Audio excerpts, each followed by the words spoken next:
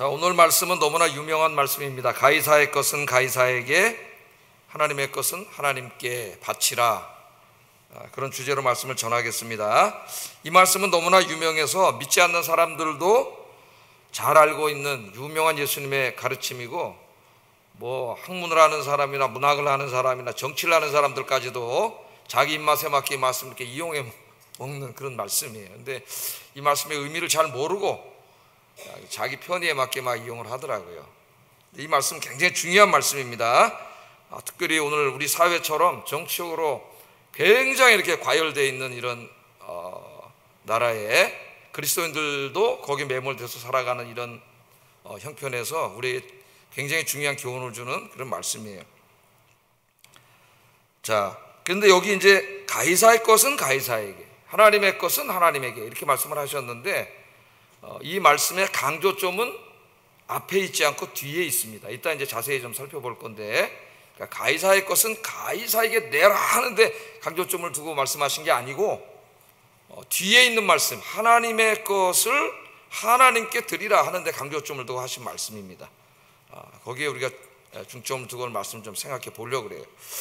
자, 어느 마을에 한 농부가 소를 키우고 있었습니다. 소 한 마리를 키웠는데 어느 날 이 소가 감사하게도 새끼를 낳는데 송아지 2마리를 낳았습니다. 새끼소 2마리를 낳았어요. 좋겠어요, 안 좋겠어요? 소 한 마리 얼마인데 이거 키우면은. 너무나 감사해가지고 하나님 앞에 기도를 했어요. 감사 기도를 드렸습니다. 믿음이 좋은 사람이라서 기도를 했어요. 하나님께서 송아지 2마리를 주셨는데 내가 1마리는 하나님께 드리겠습니다. 믿음이 너무 좋으신 분이죠. 2마리인데 1마리를 하나님께 드리겠다 그랬으니까. 그리고 1마리는 잘 키워서 제가 이제 사업 자금으로 쓰겠습니다. 이렇게 하나님 앞에 기도를 드리고 제 어린 송아지들을 키우고 있던 어느 날 전염병이 돌아가지고 송아지 1마리가 죽었습니다. 죽었는데 이분이 하나님께 드리겠다고 할 때 어느 송아지를 드리겠냐고는 말하지 않았어요. 1마리를 드리겠습니다 이렇게 말만 했지. 1마리가 죽었어요.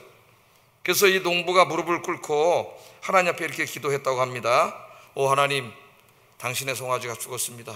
당신의 송아지가 죽었습니다.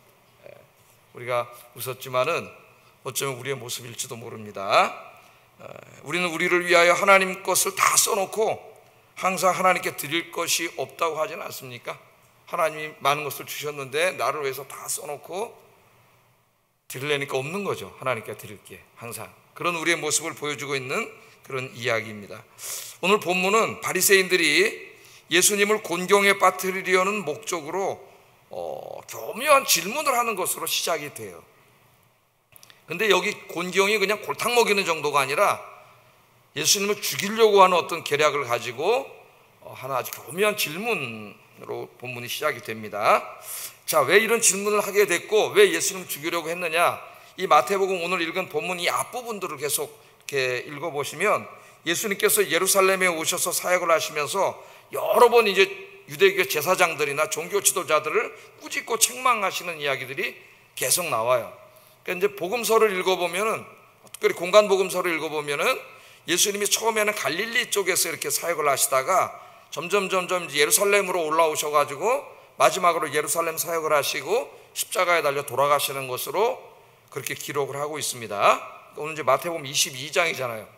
그러니까 이제 갈릴리 사역은 다 마치고 예루살렘에 올라와서 사역을 하시는데 특별히 종교 지도자들 책망을 하셨어요. 그러니까 오늘로 말하면 목사, 장로, 권사 이런 사람들을 수고했다고 하지 않고 막 책망을 하셨다는 거예요. 성전에 들어가셨을 때는 성전상을 막 상을 둘러 엎으시고 제사장들과 종교 지도자들 막 채찍으로 막 때리시면서 책망을 하셨습니다. 또 그 다음에 나오는 말씀인 포도원 품꾼 비유를 읽어보면은 이 종교 지도자들의 죄악을 책망하시는 그런 말씀을 하셨어요. 또 혼인잔치 비유를 통해서는 하나님의 초청을 끝까지 거부하는 그 종교 지도자들에게 하나님의 심판이 임할 것을 강력하게 메시지를 전했습니다. 계속 하나님께서 책망하시는 거예요. 자, 물론 예수님께서는 그들을 책망하는 데 목적이 있지 않습니다. 그들의 잘못을 지적하고 깨닫게 하심으로 회개하고 하나님께 돌아오게 하기 위해서 하나님께서 하신 것이죠.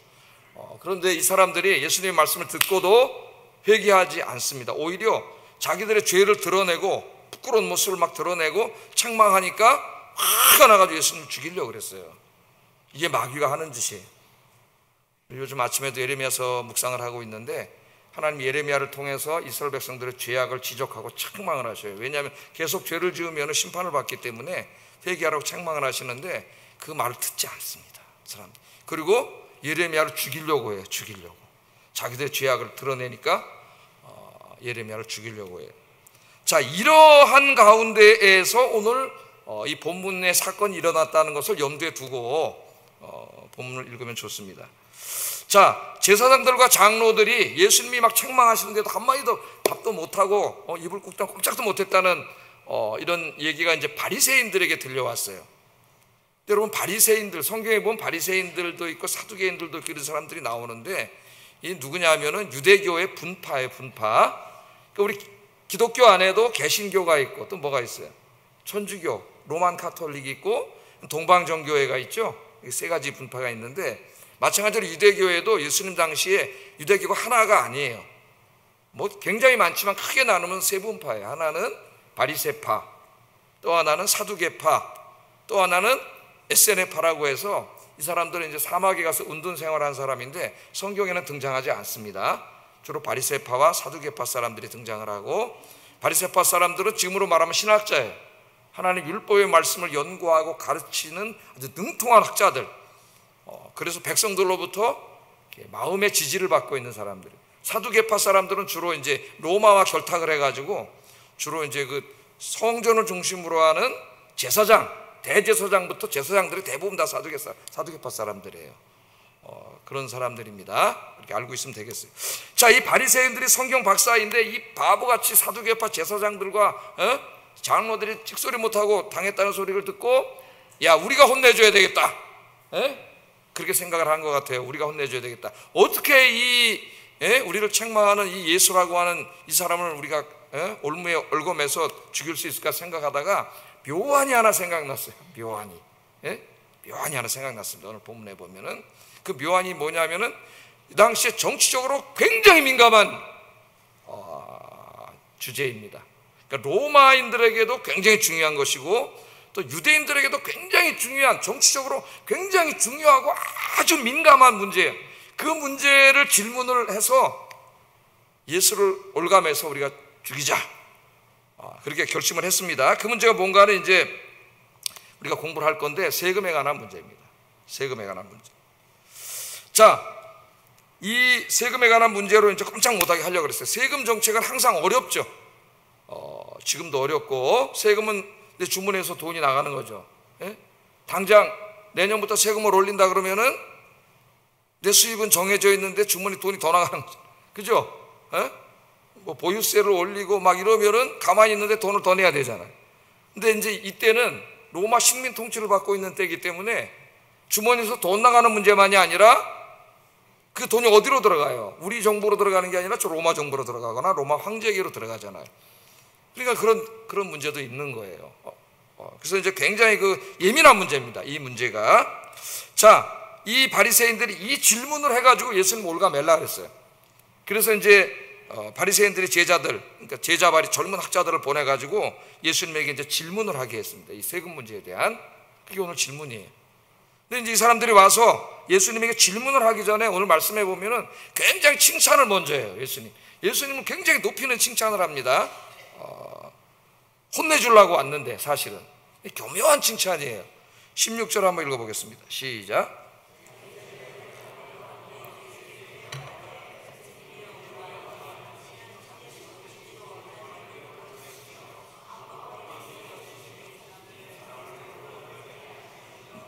지금 마음에는 요 질문을 해가지고 꼼짝없이 이제 올무에 올가매가지고 이제 죽이려고 왔는데 딱 오더니 웃으면서 이제 아우 선생님 그러면서 칭찬을 해. 뭐라 그래요?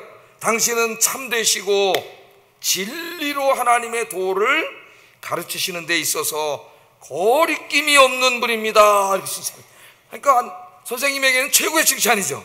진리를 가르치시는 분이고 하나님의 도를 가르치는데 그 누구의 눈치도 안 보고 권력자의 눈치도 안 보고 진리의 말씀을 전하시는 참된 분입니다. 참된 선생님입니다. 이렇게 이제 칭찬을 한 거예요. 겉으로 보기에는 굉장히 예수님을 높여준 겁니다. 그런데 이 칭찬은 예수님을 꼼짝 못하게 만들려는 이제 의도된 칭찬이었어요. 이게 뭐냐면 한마디로 말하면은 목숨을 부지하려고 이제까지 가르친 것과는 다르게 말하지 말라는 거예요. 다르게 말하지. 당신이 이제까지 가르친 대로 말해라. 당신은 참되시고 하나님의 진리를 가르치는데 거리낌이 없이 이제까지 하지 않으셨느냐. 그러니까 우리 질문을 듣고 이제 여기서 빠져나가려고 소신과 다른 얘기 하지 말라는 거예요. 당신은 참되신 하나님의 선생님이니까 이렇게 이제 장치를 꽉 묶어놓은 겁니다. 꼼짝없이 사람을 교묘하게 이제 묶어놓은 거예요. 그리고 예수님께 이제 질문을 하는 거죠. 17절에 가이사에게 세금을 바치는 것이 옳습니까? 옳지 않습니까? 이렇게 물어봤어요. 가이사는 로마 황제입니다. 가이사에게 세금을 바치는 게 옳습니까? 옳지 않습니까? 예수님이 이미 그들의 마음을 꿰뚫어 보고 계셔요. 그들의 사악함을 알고 계시기 때문에 답하시기 전에 먼저 책망을 하셨습니다. 18절 한번 읽어봅니다. 시작.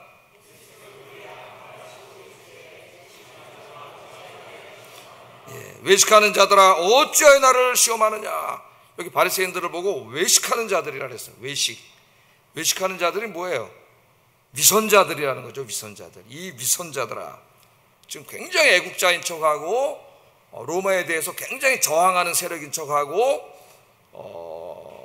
세금 내는 문제에 대해서 굉장히 좋지 않게 생각하는 척하고 이렇게 사람들에게 인정을 받고 그러면서 예수님이 질문을 하는데 사실은 위선자들이라는 거, 우리 이제 위선을 드러내셔요. 조금 있다 예수님께서. 이 위선자들아 어찌하여 나를 시험하느냐. 예수님께서 책망을 그렇게 하고 있습니다. 근데 이 질문 하여튼 아까 제가 말했지만 굉장히 교묘한 질문입니다. 어느 쪽으로 대답해도 예수님 죽게 돼 있어요. 세금을 내라 그래도 죽게 돼 있고 세금 내지 말라 그래도 죽게 돼 있어요. 그러니까 이제 꼼짝없이 올가매는 그런 이 질문이 되겠어요. 왜 그런지는 좀 이따 한번 또 살펴보도록 그렇게 하겠습니다. 자, 예수님이 이 질문을 들으시고 동전을 하나 보여달라 그랬어요. 동전을. 그랬더니 동전을 이렇게 갖고 와서 보여주었습니다. 가지고 있던 동전을. 그랬더니 예수님이 이렇게 말씀하셨습니다. 20절 21절 한번 읽어보겠습니다. 시작. 가이사의 것이니이다. 동전을 한번 갖고 와봐라.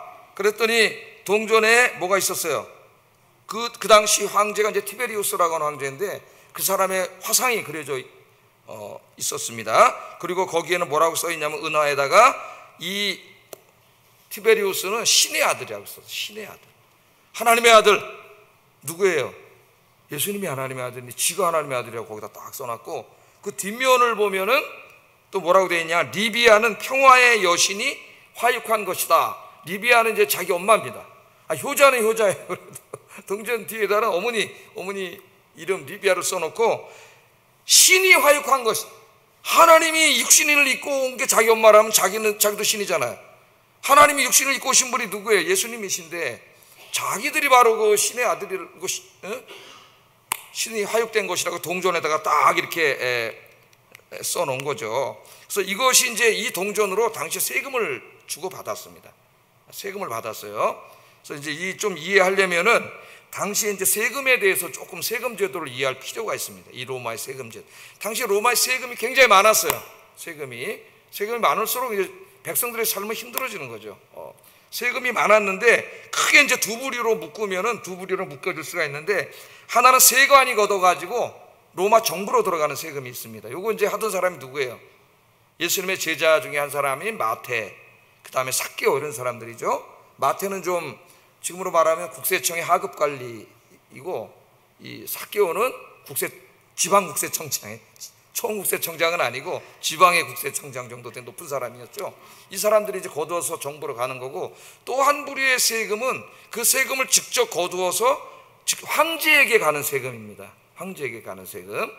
그렇죠. 북한에서 막 이것저것 벌어가지고 다 누가 가져가요? 대부분을. 저 김정은이가 가져가다 지 혼자 그냥 사치하고 저렇게 살지 않습니까, 여러분? 이 황제에게 들어가는 세금이에요.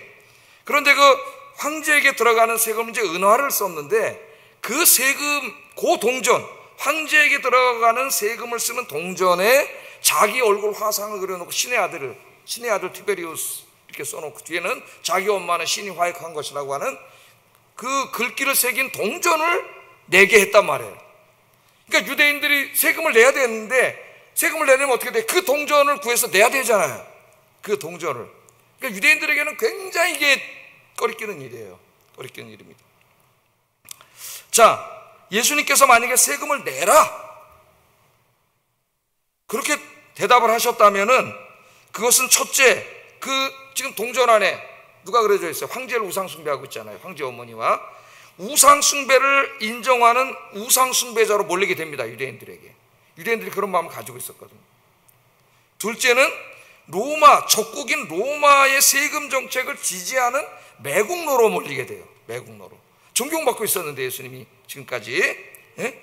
그러니까 예수님은 유대 땅에서 더 이상 살 수도 없고 사역할 수도 없습니다. 더 이상 존경을 받을 수도 없습니다. 세금을 내라고 하는 순간 모든 유대 백성들은 예수님에게서 등을 돌릴 거예요. 존경을 거두고. 그렇게 대답했다면 큰일 나는 거죠. 근데 두 번째는 또 세금을 그럼 내지 마라. 이렇게 하면 막 그 극단주의자들에게 막 좋아하겠죠. 극단주의자들이 항상 제가 말하지만 극단주의자들이 기승을 부리면 나라가 망합니다. 나라가 망합니다. 자, 세금을 내지 말라고 말하면 그것은 로마 황제에게 정면으로 도전하는 것이고 로마의 통치 시스템을 정면으로 거부하는 거예요. 그러니까 로마는 방대한 제국이었기 때문에 그 제국의 군대를 유지하고 제국을 통치하고 도로를 만들고 뭐 사회 기반 시설 항만이나 이런 걸 다 만들려면은 엄청나게 많은 재정이 필요한 거죠. 그 재정이 어디서 와요? 다 세금에서 오는 거죠. 세금에서. 그러니까 세금은 절대적이에요. 로마에게는. 그래서 로마가 자기 식민지하고 있는 나라들을 통치할 때에 두 가지를 강조했죠. 충성을 다하면은 로마가 경제적인 혜택, 정치적인 혜택을 준다. 행복하게 살게 해준다. 두 가지가 뭐예요? 첫째는 로마의 왕을 신으로 예배드려라. 황제 숭배입니다. 지금 여기처럼. 두 번째는 세금을 꼬박꼬박 잘 내라죠. 세금을 잘 내라. 이 두 가지예요. 이 중요한데 세금을 내지 말라 그랬다가는 이건 로마를 무너뜨리는 일이에요. 이게. 그러니까 예수님이 어렸을 때 그 유대 땅에 유다라고 하는 사람이 있었습니다. 유다는 이제 가룟 유다가 아니고 유다라는 이름은 유대 사회에서 굉장히 흔한 이름이에요. 흔한 우리나라 김씨 이런 것처럼 김씨만 얘기하면 서운하니까 또 박씨 이게 좀 흔한 이름이에요. 흔한 이름. 저 베트남 사람은 보니까 이름이 다 응우엔이더라고. 응우엔. 70-80%가 응우엔이래요. 응우엔. 우리 김씨 박씨보다 훨씬 많아요. 유다라는 사람이 있었는데 그 AD 6년부터 이 유대 땅과 예루살렘을 로마가 총독을 보내서 직접 다스리게 됩니다. 그 자세한 내용은 제가 이제 다시 말하지는 않겠어요. 우리 교사들 뭐 여러 번 제가 가르쳤는데 크로스웨이 할 때도 AD 6년부터 직접 통치해서 총독을 보내요. 그 총독 중에 한 사람이 빌라도고요. 총독을 보내서 거기다 이제 세금을 부과하게 되는데 그때부터 이제 인도세라고 하는 걸 부과하게 됐어요. 인도세는 뭐냐면은 성인 남녀들에게 부과하는 세금이에요. 예? 성인 남녀들 뭐 여자건 남자건 다 부과를 해. 그러니까 돈도 돈이지만은 그 사람들이 로마에 대해서 어떻게 보면 꼭 종으로서 종속하는 굉장히 기분도 나쁜 세금이에요. 예. 이 세금을 내는 게 지금 이 세금이에요. 은하로 내게 하니까 그 유다라는 사람이 이제 군대를 일으켜서 반란을 일으켰어요. 세금에 대해서 저항을 하고 반란을 일으켜서 싸웠는데 뭐 이길 수가 있겠어요, 로마를. 예. 금방 진압돼 가지고 처참하게 죽습니다. 아주 잔인하게 죽여요, 로마 군인들. 그 다음에 죽인 다음에 이 주동자들의 시체를 그 동네 곳곳에다 십자가에다 매달아 놨어요. 이렇게. 왜 매달아 놨을까요, 여러분? 왜 로마인들이 그것뿐만 아니라 십자가에다 죽인 다음에 매달아 놨을까요? 세금 내지 않으면 이렇게 된다, 이렇게 된다. 얼마나 살떨리고 무섭겠습니까? 예? 세금 내지 않으면 이렇게 십자가에 매달아 죽는다. 그걸 보여주는 거예요. 그러니까 지금 이런 분위기가 팽배한 로마인들이 다 지켜보고 있잖아요. 예? 그런 가운데 예수님 세금 내지 말라 그러면 어떻게 되겠어요? 예수님은 세금 내지 말라는 선동을 한 유다같이 될 것이고 잡혀가서 죽을 거예요. 예. 이런 함정 있는 질문입니다. 어느 쪽으로 대답해도 예수님은 죽게 돼 있습니다. 자, 이제 너는 꼼짝 못한다. 이 사람들이 이렇게 하고 있을 때 예수님께서 대답을 하신 게 이제 유명한 말씀이에요. 21절 다시 한번 읽어보겠습니다. 시작. 하나님께 바치라 하시니라. 내라 그랬어요, 안 내라 그랬어요? 세금 내라 그랬습니다. 예수님이 가이사의 것은 가이사에게, 하나님의 것은 하나님에게 바치라. 하나님에게 바치라. 그렇게 얘기를 합니다. 먼저 이제 이 말씀을 잘 이해하기 위해서는 예수님의 어법을 잘 아는 게 중요해요. 어법, 예수님의 말투죠, 말투. 또 예수님이 자주 사용하셨던 어휘, 이런 것만을 평생 연구한 신학자가 있는데, 그 유대인 신학자입니다. 요아킴 에레미야스라고 하는 유대인 신학자인데, 그런 것을 이제 연구했어요. 그래서 신약신학이라는 책을 썼는데 우리말로 번역이 돼 있습니다. 번역이 돼 있고, 바울 서신까지 쓰려다 일찍 죽어가지고 뒷부분은 못 썼어요.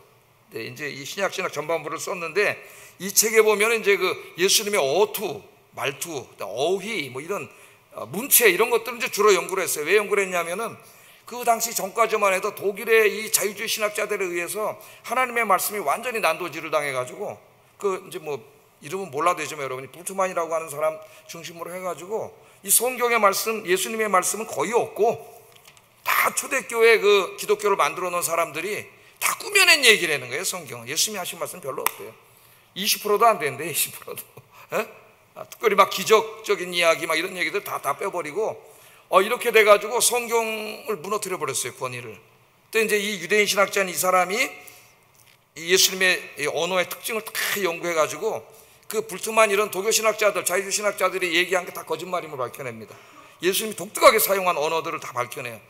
예를 들면 아빠, 하나님을 아빠라고 부르는 아바, 이런 말은 다른 사람은 전혀 쓰지 않아요. 예수님만 쓰는 말이에요. 이렇게 하면서 거의 이제 그 성경에 상당 거의 대가 예수님이 하신 말씀이, 물론 우리 같이 100%를 예수님 말씀이라고 믿지는 않지만 그 사람이 많이 복원했던 그런 사람인데, 이 사람이 예수님 말씀을 잘 연구했더니 예수님이 대조법으로 상당히 많은 말씀을 하셨어요. 대조법으로, 특징 중에, 문체 중에 하나가. 근데 대조법으로 말씀하셨을 때 가만히 연구를 해보면은 항상 강조점이 앞에 있는 게 아니라 뒤에 있습니다. 뒤에. 이거 복음서 읽을 때 굉장히 중요해요, 여러분들이.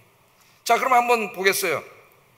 가이사의 것은 가이사에게, 그러나 하나님의 것은 하나님께 드리라. 만일 앞에 부분에 강조점이 있다면 뭐예요? 가이사의 것은 가이사에게 내야 합니다. 이걸 강조하게 되잖아요.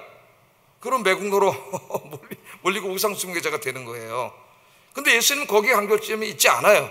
가이사의 것은 가이사에게 내라. 물론 내라 그랬습니다만, 그러나 정말 중요한 건 뭐냐면 하나님의 것을 하나님께 드리는 거다. 이것을 강조한 거예요.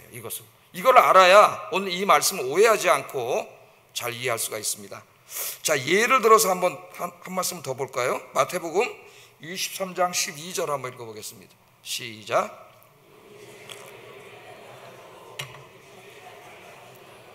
예수님이 이렇게 말씀을 하셨는데, 만약에 앞에 강조점이 있다 그러면 어떻게 되겠어요? 누구든지 자기를 높이는 자는 낮아집니다. 이게 강조점이 있는 거 아니에요? 그럼 이 말씀은 굉장한 경고와 위협의 말씀이 돼요. 교만한 사람은 하나님이 확 낮춰놓는다. 그리고 뒤에 말씀은 좀 약해지는 거죠. 자기를 낮추는 자는 높아집니다. 이렇게 되는. 근데 뒤에 강조점이 있다면 어떤 말씀이 되겠어요? 뒤에 말씀을 강조해서 지금 하고 싶은 거죠. 여러분, 누구든지 자기를 높이는 자는 낮아집니다. 물론 낮아지는 거예요. 그러나 여러분, 자기를 낮추는 자는 하나님이 높여주십니다. 할렐루야. 그 뒤에 굉장히 위로의 말씀이죠. 겸손하게 하나님을 섬기는 사람들을 하나님이 높여주신다는 것을 강조하는 말씀이 돼요. 근데 요아킴 에레미야스가 연구해 보니까 예수님의 강조는 다 뒤에 있어요. 뒤에 말씀에. 자, 제가 많이 오늘 설교를 하는데, 여러분, 하나님의 뜻을 거스르고 불순종하면 심판을 받습니다. 그러나 하나님의 말씀에 순종하면 복을 받습니다. 이렇게 설교를 했는데, 앞부분에 강조점이 있다면 어떻게 되겠어요? 경고와 위협의 말씀이 되겠죠. 하나님 말씀대로 안 살면 심판을 받습니다. 두려운 말씀이 되죠. 그러나 제가 설교할 때는 전 뒤에 강조점을 더해요. 저도 예수님 닮아서. 뭐에 강조점을 더해요? 불순종하면 순종이 있죠, 당연히. 그러나 그걸 강조하는 게 아니라 뭘 강조하는 거예요? 하나님 말씀대로 순종해 살면 복을 받습니다, 여러분. 이걸 강조하는 거죠. 제 강조점은 뒤에 있어요. 근데 어떤 사람 설교 잘못 들어가지고 앞에 거에 시험을 드는 사람이 있어요. 뒤에 강조점이 있는 거예요. 뒤에 강조점. 자, 이거를 아는 것이 굉장히 중요하다. 자, 그런 전제를 가지고 그런 이해 속에서 오늘 본문 좀 보겠습니다. 자, 예수님 먼저 가이사의 것은 가이사에게 바치라, 그렇게 말씀하셨어요. 가이사에게 바치라. 자, 그때 뭐라 그랬어요? 동전을 먼저 가져오라 그랬죠. 동전을 먼저 가져오라 그랬어요. 동전을 가져오니까 바리새인들이 동전 하나 갖고 와라 그러니까 동전을 꺼내가지고 예수님이 가져왔습니다. 그랬더니 예수님이, 야, 여기 뭐라고 써있냐 그랬더니 앞에는 황제의 화상이 그려져 있고 신의 아들이라고 돼 있고 뒤에는 리비아 엄마는 신이 화육한 곳이라고 돼 있잖아요. 이 동전을 딱 가지고 왔잖아요. 예? 자, 여기 뭘 알 수 있습니까? 이들이 위선자라는 것을 예수님이 드러내신 거예요. 왜냐하면 당시 로마가 유대인들은 독특하게 다른 민족과는 다르게 다뤘어요. 유대인들은 유일신인 여호와를 믿기 때문에 그 동전에다가 인간의 화상을 절대로 그리지 않습니다. 우상이에요. 우상 숭배자가 돼요. 그래서 유대인을 다스리기 위해서 밀란이 일어날까 봐 유대인이 쓰는 은하에는 아무것도 그리지 않았어요. 로마가 유대인들만 사용하게 해줬습니다. 그래서 유대인들은 굳이 그 동전을 갖고 다닐 필요가 없어요. 이게 더 비싸지만, 값어치는 더 나가지만. 예? 그래서 예수님이 동전이 없던 거예요. 예수님이 동전이 있었으면 꺼내가지고 이렇게 설명을 하셨겠죠. 예수님이 안 가지고 다니셔요, 그 동전을. 예? 그 황제 화상이 그려져 있기 때문에. 그런데 지금 동전 하나 갖고 오너라 그랬더니 누가 갖고 왔어요? 바리새인이 가지고 왔잖아요. 바리새인이. 저는 지금 동전을 가지고 있잖아요. 그 동전을. 그 위선자예요. 위선자. 다른 사람들 앞에서는 자기는 애국자이고 민족주의자이고 로마 정책에 막 반대하고 이런 사람인 것처럼 포장을 하고 있지만은 자기는 그 동전을 가지고 다녀. 근데 그 동전을 어디까지 갖고 와? 지금 성전 아니에요. 거룩하신 성전까지 주머니에 넣고 왔어요. 예? 경제적인 이익을 위해서 자기 평상시 말하는 것과 다르게 동전을 자기는 가지고 다니는 거예요, 이걸. 근데 예수님이 동전 하나 갖고 오너라니까 자기도 모르게 숨기고 있어야 돼. 자기도 모르게 그래가지고 가져와서 들킨 거예요. 여러분, 오늘 우리 사회에 이런 위선자들이 얼마나 많습니까? 특별히 지식인 인내하는 친구들과 정치하는 데는 사람들, 겉으로는 정의를 외치고 뭐 평등을 외치지만은 그 뒤에서 하는 짓을 보면은 비옥질이 나올 정도의 위선자들이 너무 많죠. 그러니까 좀 우리가 이제 앞으로 그런 사람들은 좀 걸러내야 돼. 예? 내 고향이 뭐 어디고 뭐가 그렇게 중요해요, 그런 것들이. 예? 그런 사람들 걸러내야 그나마 그래도 이 사회에 그나마 좀 괜찮은 사람이 되지 않겠습니까, 여러분? 예? 이게 좀 안타까워요. 제가 안타까워. 자, 물론 예수님이 위선을 드러내려고만 가져오라 그런 건 아니에요. 이제 더 중요한 가르침을 주십니다. 근본적인 가르침을, 위선자들이라고 하는 것, 저들은 애국자도 아니고 나라 사랑한 자도 아니라고 하는 것을 드러내 주셨어요. 거짓말하는 사람들이라고. 그걸 예수님 말씀을 하시는데, 이 말씀을 통해서 예수님은 그리스도인과 국가에 대한 더 근본적인 교훈을 주신 거예요. 자, 세금을 내는 것은 우상 숭배를 하는 것도 아니고 조국을 배반하는 것도 아니고 시민의 의무를 다하는 것이라는 겁니다. 너 지금 동전 가지고 다니고 너도 쓰고 있잖아. 바리새인한테 그렇게 하는 말이에요. 황제가 만든 그 동전으로 너도 남몰래 그게 값비싸니까 그걸 사용하고 있고 소유하고 있으면서 그 동전을 사용하고 있다면은 그 동전 황제의 것인데 황제에게 돌려주는 게 뭐가 잘못됐느냐, 그런 말입니다. 세금을 내는 것이 잘못이 아니라고 그렇게 이야기해요. 자, 또 한 유대인들도 로마 정부에서 만든 이 화폐를 많은 사람들이 사용하고 있고 그 세금으로 만든 도로와 항만 그리고 여러 가지 사회 기반 시설들을 사용하고 있기 때문에 세금을 내는 것이 매국 행위를 하는 것이 아니라는 거예요. 그 세금을 내지 않으면 그런 그 유대 사회는 산속에서 도로도 없이 그냥 다 그렇게 살 수밖에 없잖아요, 여러분. 예? 그 세금을 내는 것이 잘못이 아니라는 것을 이야기합니다. 예수님께서 그것을 너무 극단적으로 몰고 가가지고 우리 사회처럼 막 무슨 매국론이 막 그냥 툭한 뭐 우상 숭배자니 막 그렇게 몰아가는 거죠. 요새는 특히 인터넷이 있어가지고 막 그렇게 몰아가 버리면은 꼬리표를 붙여놓으면은 그 사람이 그런 사람이 돼요, 진짜 사람들에게. 아주 사악한 짓이에요, 그런 거짓말을 하는 게. 그래서 계시록에 보면은 거짓말하는 죄가 제일 큰 죄입니다. 지옥에 갑니다. 지옥에. 저는 옛날엔 잘 이해를 못했어요, 청년 때. 거짓말한다고 왜 지옥에 가지? 근데 요즘 우리 사회를 보면서 인터넷 사회, 인터넷 공간에 떠도는 거짓말이 한 사람의 인생을 망쳐놓고 걸 보면서 아, 정말 거짓말이 제일 악질적인 죄악이구나. 거짓말 하는데 눈 하나 깜빡 안 하고 거짓말을 하잖아요. 예? 안타까운 것이죠. 자, 두 번째, 이 세금을 가이사의 것은 가이사에게 내라고 하신 말씀은, 둘째, 세금을 거부하면 어떻게 돼요? 유다처럼 잡혀가서 십자가 매달려 죽어요. 예? 예수님이 여기 뭘 말씀하신 거냐면은 이 생명은 하나님이 주신 거예요. 하나님 선물인 이 생명을 그렇게 하찮은 일에다가 바치지 말라는 거예요. 하찮은 일에다. 예? 우리의 생명은 하나님 주신 선물인데 그까지는 정치적인 문제, 예? 그런 세속적인 문제 때문에 거기다 너의 목숨을 바치지 마라. 거기에 바칠 생명이 아니에요. 이 생명을 어디다 바쳐야 돼? 누구를 위해서? 하나님의 영광을 위해서 바쳐야 될 생명이에요. 할렐루야. 그런 사소한 일에 네 인생을 다 바치지 말라는 거예요. 이 말씀 속에 이 두 가지 말씀이 있습니다. 그냥 가이사의 것은 한 시민으로서 가이사에게 내라는 거예요. 우리 그리스도인들도 대한민국의 국민입니다. 그리스도인들도 국민의 한 사람으로서 누구보다도 사회적 의무를 성실하게 감당해야 됩니다. 납세의 의무, 국방의 의무를 잘 감당해야 되겠죠. 또 우리 그리스도인들 성실한 시민이 되어야 하고 신실한 하나님의 종이 되어야 합니다. 신실한 시민이 되는 것과 신실한 하나님의 종이 되는 것은 모순되지 않아요. 예? 우리는 한 시민으로서 이 사회에 존경받는 시민, 성실한 시민이 돼야 되고, 또한 그리스도인으로서 하나님 앞에 신실한 그리스도인이 돼야 돼. 그 두 개는 상호 모순되는 게 아니에요. 모순되는 게 아니에요. 그것을 예수님이 가르쳐 주셨어요. 그러나 이거는 서론에 불과해요. 예? 정말 예수님이 하시고 싶은 말씀은 어디 있다 그랬어요? 강조점은 이제부터 하시는 말씀에 있습니다. 가이사의 것은 가이사에게 줘라. 그러나 하나님의 것은 하나님께 바치라. 이걸 강조하고 있는 거예요. 자, 첫째로 이 말씀은 우상 숭배를 강요하고 있는 로마 정부를 겨냥한 말입니다. 동전에는 황제의 상이 있고 그를 신의 아들로 인정하는 글귀가 있었습니다. 이 하나님의 것을 하나님께 바치라는 말씀은 로마의 황제 신성화 정책을 강력하게 비판하고 책망하는 말씀이에요. 우리의 목숨은 어디다 걸어야 돼요?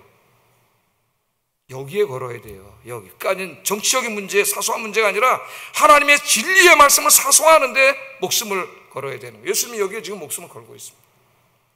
세금은 내야 하지만 황제는 신이 아니라는 거예요. 참 신은 오직 유일하신 하나님 한 분밖에 없음을 선포하고 있습니다. 인간의 찬양과 예배를 받으실 분은 오직 하나님 한 분밖에 없는 줄로 믿습니다. 우리가 마음을 다하고 목숨을 다하고 뜻을 다하여 섬길 분은 오직 하나님밖에 없어요. 하나님. 그리스도인이라고 하면서 자신이 지지하는 정치인과 정당에 마음을 다하고 뜻을 다하고 목숨을 다하여 충성을 다하는 어리석은 사람들이 교회 안에 많이 있습니다. 그리스도인들도요, 어떤 정치인과 정당을 지지할 수 있습니다. 시민으로서. 그러나 그것을 넘어서서 그들에게 중요한 게 배타적인 일이에요. 배타적인 충성과 열정을 바치면 그것은 우상 숭배가 될 수가 있어요. 정치가 우상화된 사람들이 굉장히 많습니다. 그래서 목사님의 설교를 정치적으로 듣는 사람이 있어요. 이거 내가 지지하는 정당과 좀 다른 얘기를 하네? 비판하는 얘기를 하네, 우리 목사님이. 내가 지지하는 정당은 지지하는 설교를 하시네? 여러분, 나는 여러분에게 그런 사람이 아니에요. 우리 교회에 그런 사람이 있다는 게 아닙니다. 예? 나는 하나님의 말씀을 전하는 사람이에요. 하나님의 말씀. 그런 일, 사소한 일이 아니라 오직 하나님의 말씀에 집중하는 여러분 되기를 주의 이름으로 축복합니다. 예. 정치인과 정당에 바치는 그 열정과 충성을 오직 하나님께 바치라는 말이에요. 정치적인 문제, 세속적인 문제, 세상적인 문제, 그런 문제에는 막 열을 내고 화를 내고 온갖 정성과 성의를 다하고 자기가 가진 돈과 시간과 정력을 다 쏟아부으면서 너희가 갖고 있는 그 열정과 정성과 헌신을 하나님께 드리고 있느냐? 오늘 유대인들에게 책망하시는 말씀이에요. 하나님께 드려야 된다는 거예요. 하나님께. 하다못해 어디 여행을 가더라도 그냥 맨날 며칠 검사를 하고 조사를 하고 준비를 하고, 물건 하나 사더라도 다 여기저기 조사를 하고 검사를 해가지고 다 이렇게 사잖아요. 단지 정치적인 문제가 아니더라도 그런 세상적인 문제는 그렇게 많은 관심을 가지면서 정말 주님의 일에는 그렇게 관심을 갖고 있느냐? 오늘 하나님이 그렇게 말씀하고 계세요. 그래서 첫 번째 이 말씀은 우상 숭배를 강요하는 로마 정책을 목숨을 걸고 비판하시는 말씀입니다. 하나님의 것을 하나님께 드려라. 가이사의 것 세금 내, 괜찮아. 그럼 시민의 의무를 다하는 것뿐이야. 그러나 중요한 거는 너의 온 정성과 마음과 뜻을 하나님께 바치고 하나님만을 예배하는 게 중요하다. 로마 황제는 인간일 뿐이다. 저 사람 신이 아니야. 저 사람에게 배타적인 충성과 헌신을 바치는 건 잘못이라고 하는 것, 우상 숭배라는 것을 가르쳐 주는 거예요. 자, 두 번째 이 말씀은 하나님의 것을 하나님께 드리지 못하는 유대인들의 삶을 책망한 말씀입니다. 오늘 그리스도인들을 책망하는 말씀이에요. 하나님의 백성들이 정말 관심을 가져야 할 일은 정치적인 문제나 세속적인 세상적인 문제가 아니라는 거예요. 우리들이 막 정체기할 때 핏대를 올리고 막 어떤 아버지 아들도 싸운다는 집에서 친구끼리 싸우고 주먹질까지 한다는 정치적인 얘기하다가 그 정치 이런 세상적인 문제에 바쳤던 그 열정을, 그 뜨거운 마음을 누구에게 바치라고요? 하나님께 바치라. 하나님께. 거기에 우리가 관심을 가져야 되는데 하나님에는 관심이 없고 그런 일에만 그리스도인 교회인들이 관심을 갖고 있다는 거예요. 우리는 늘 자신에게 물어봐야 됩니다. 나는 나의 모든 열정과 헌신을 하나님께 드리고 있는가? 특별히 하나님이 나에게 주신 이 시간과 이 재물과 이 몸을 하나님께 드리고 있는가 생각해 봐야 돼요. 여러분, 시간을 하나님께 드려야 합니다. 그리스도인들은 재물의 11조만이 아니라 시간의 11조도 하나님께 드려야 됩니다. 하루 24시간 누구나가 바쁩니다. 그래서 그리스도인들은 시간을 쪼개서 써야 돼요. 개인적으로 하나님을 만나는 개인 경건 시간, 공적으로 하나님을 만나는 공적 예배 시간, 전도하고 봉사하는 시간들을 반드시 가져야 된다. 시간을 드리고 있는가? 두 번째, 재물을 하나님께 드려야 됩니다. 재물. 하나님의 재물을 하나님께 드리고 있습니까? 우리의 소유는 다 하나님께서 주신 거예요. 내 것이 아니라 하나님의 것입니다. 그러므로 내 모든 재물의 궁극적인 소유권이 하나님의 것임을 인정하고 하나님의 것을 하나님의 것으로 구분하여 드릴 수 있어야 됨을 말씀하고 있어요. 구약 성경에 보면 나의 소유를 하나님의 것으로 인정하는 신앙적인 행위는 11조와 감사 예물입니다. 또 어려운 이웃들을 돕는 것도 여기에 포함이 돼요. 세 번째로 몸을 하나님께 드려요. 우리의 몸, 이 몸, 건강. 내 몸은 하나님이 주신 선물입니다. 이 건강도 하나님이 주신 거예요. 그리스도인들은 하나님이 주신 건강한 몸으로 세상을 즐기고 죄 짓는 데 다 써버리면 안 됩니다. 그리스도인들은 이 몸을, 이 건강을 하나님의 영광을 위해 사용해야 돼요. 건강할 때, 걸어다닐 수 있을 때, 움직일 수 있을 때 더 주님을 위해서 헌신하시는 여러분 되기를 주의 이름으로 축복합니다. 오늘 이 말씀을 들으면서 하나님의 것을 하나님께 지나치게 민족적이고 정치적이고 세속적인 문제에만 막 관심을 갖고 목숨을 거는 그 유대인들과 성경학자들, 신학자들, 바리새인들을 향하여 예수님이 지금 책망하시는 말씀이, 그래, 가이사의 것은 가이사에게 내도 된다. 그러나 마땅히 하나님께 드려야 할 것을 하나님께 드리라. 네 몸과 시간과 네 에너지와 정력과 건강을 하나님을 위해서 드리고 있느냐? 오늘 하나님이 강력하게 우리에게 도전하십니다. 여러분들이 모든 것들을 하나님께 드리는 참 제자가 되기를 주의 이름으로 축복합니다. 기도하겠습니다. 대한민국 국민으로서 납세와 국방과 시민의 의무를 다하고 법과 질서를 잘 지키게 하소서. 세상의 것들에 나의 열정과 충성을 바치지 말고 오직 하나님 한 분께만 모든 열정과 충성과 헌신을 바치게 하소서. 나의 시간과 건강과 재물이 하나님의 것임을 인정하고 하나님의 것을 하나님께 드리는 진짜 그리스도인이 되게 하소서. 기도하겠습니다. 사랑하신 아버지 하나님, 오늘 이 교묘한 질문을 대답하시면서 가이사의 것은 가이사에게, 그러나 하나님의 것을 하나님께 드리라 하신 이 말씀을 우리 가슴에 새기고 한 사람의 그리스도인으로서 또 대한민국 국민으로서의 이 맡겨진 소명을 잘 감당하는 우리 진정한 그리스도인이 되게 하여 주시옵소서. 그러나 아버지 하나님, 나는 나의 열정과 나의 몸과 건강과 시간을 어디에 드리고 있습니까? 정치와 세상과 세속적인 문제에 다 바치고 있지는 않습니까? 아버지 하나님, 하나님의 것을 하나님께 드리라고 하시는 이 말씀을 가슴에 새기고 오늘부터 나의 인생의 방향을 바꾸고 오직 주님을 위하여, 정치와 세상이 아니라 주님을 위하여 관심을 갖고 헌신하는 참다운 주님의 제자가 되게 하여 주시옵소서. 예수님 이름으로 기도드립니다. 아멘.